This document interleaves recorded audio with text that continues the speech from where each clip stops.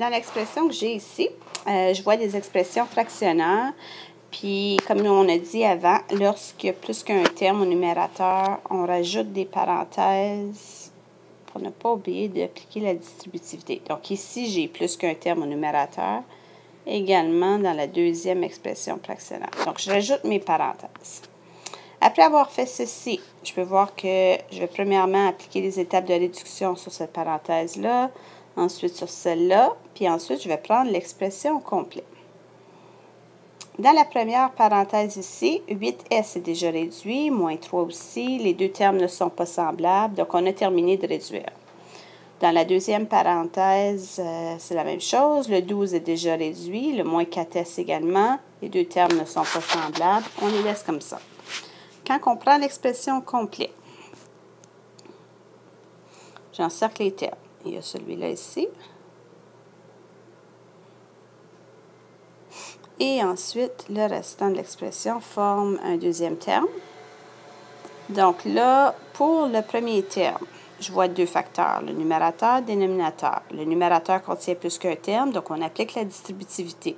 Chaque terme dans la parenthèse va être divisé par 3. On obtient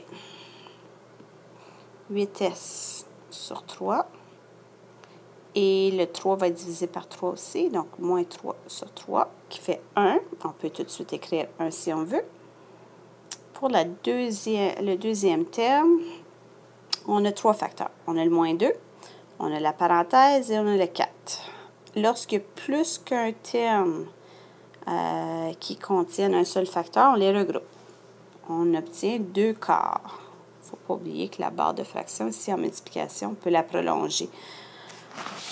Parce que c'est numérateur avec numérateur, dénominateur qui a un sous-entendu fois dénominateur. Donc, 4 fois 1 qui donne 4. Donc, moins 2 quarts ou simplement moins 1 demi. Je vais commencer par réécrire ça. Moins 1 demi. Et il y a la parenthèse qui est 12 moins 4S. Pour ne pas oublier que c'est 1 demi que je dois distribuer. On pourrait aussi distribuer le 2 en multiplication et le 4 en division. Ça fait la même chose. Donc, j'ai le 8S sur 3, moins 3 sur 3 qui fait 1. Ensuite, je vais distribuer le moins 1 demi. Donc, numérateur avec numérateur avec des fractions lorsqu'on multiplie et dénominateur avec dénominateur. J'obtiens en faisant ça moins 12 demi que je vais réduire à 6. Et pour le prochain terme, j'ai moins 1 au numérateur fois moins 4S qui donne plus 4S. Au dénominateur, j'ai un 2 qui va se réduire à 2S. Je vais prendre le temps de réduire mes termes. 8S sur 3, moins 1, moins 6, plus 2S. Les termes qui ont des S, il y en a deux.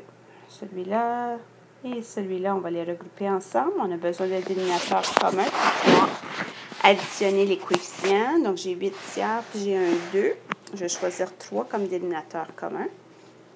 Donc, j'obtiens 8S sur 3, moins 1, moins 6, que je pourrais tout de suite regrouper.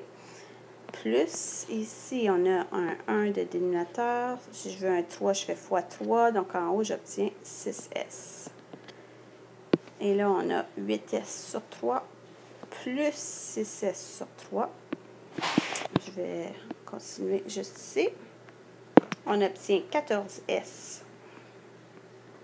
sur 3. Et pour les termes numériques, on a un moins 1, moins 6, qui fait moins 7. Les fractions obtenues, le 14 tiers est déjà réduit. On voit que les deux termes dans ma réponse finale ne sont pas semblables. Donc, ça veut dire que j'ai terminé de réduire l'expression de départ.